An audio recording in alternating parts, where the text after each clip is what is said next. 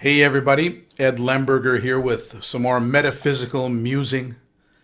And today's edition is Andrew Yang and the Wizard of Oz.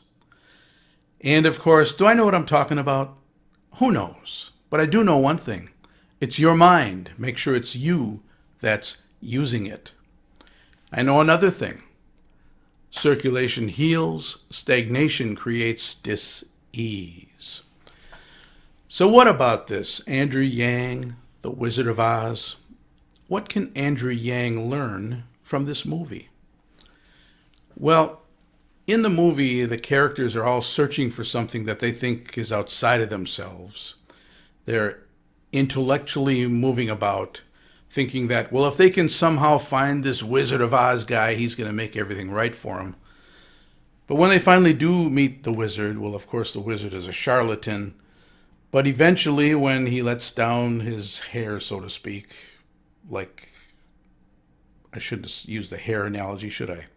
But eventually, when he does that, he helps each of the characters take that journey from head to heart to learn that what they thought they had missing, they had all along within them. They were just looking for love in all the wrong places. Well, Andrew Yang is great with the head, and the guy's got a great heart, but he's got to find a way to transmit this message to the voters. But you know what? People believe in their parents and the love of their parents. And people that are about 50, 55 years old, Andrew could engage them in this way. You know, when you're growing up, your parents help you all the way through high school and even after high school and college. If you go to college, it's harder and harder to go to college because they've got it so expensive now. So they're putting things against people, really against young people. That's got to change. I think Andrew Yang, when he gets in there, he's going to help change that too. But as people get older, the kids get older, now all of a sudden they become 50, 55 years old and they're faced with this prospect: elderly parents. And hopefully both parents are still living, but maybe one of them went through a lot of medical problems and then eventually expired, and there's one left. And now the one that's left, a lot of the estate got used up with medical problems from the other one, and the one that's left is sitting there in trouble. They're too old to work, and the money has gone down, and Social Security doesn't really cover it. Andrew Yang, with the freedom dividend, people 50, 55 years old, your parents would be getting $1,000 extra per month. Think about that when it comes to caregiving at the end stage of life for your folks. I went through that stuff, so it's not easy. There's another way to look at it. People that are maybe 40, 45, 50, especially you mothers out there, you really, you like your kids and they turn 18, 20, even 25, and they're having a tough time out here because, it says all the jobs are filled. Like, we've got, prosperity, we've got such low unemployment, but there's too many people employed at minimum wage type or a little bit above minimum wage type jobs. It's really hard for young people to gain a footing, it's kind of like the 80-20 rule. 20% of the people are just fine, and they think the whole world is just like that. But 80% of the people are probably, maybe it's not quite 80%, but there's a lot of struggling people out there. And if you're a mother, 45 years old, and you're faced with this prospect of your child is graduating from high school or graduating from college, and now they're faced with getting into the workforce, wouldn't you want your kid to have a cushion of $1,000 per month coming in all of the time, month after month, that you could rely on? That would be a safety net for your child as they're growing up. So I think that Andrew Yang, somehow he's got to engage senior citizens or people that are heading towards senior citizenship, and the people who are ready to be empty nesters.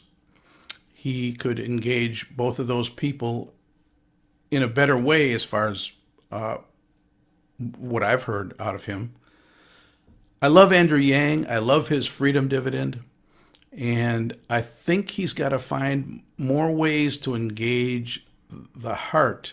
And I know Evelyn, his wife, she is starting to get onto the campaign trail, and she's great with it too. So, how to engage these middle-aged and older voters with the freedom dividend.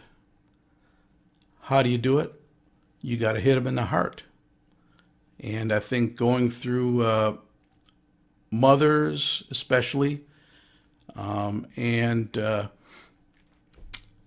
baby boomers and people like that that are faced with elderly parents, realize that this flow of $1,000 per month is really going to be helpful at both of those stages of the game. So take that journey, Andrew, from head. Find more ways to engage heart. Math is great, but math is a head type of thing. It's a head idea. And I've got one other thing. You know, when they talk about sports, they say offense wins games, but defense wins championships. Well, I think that the head wins voters, but the heart wins elections. Andrew Yang, find some more ways to engage the heart, and you'll start getting more of the female vote. You'll start getting more of the senior citizens vote, because you got to engage the heart.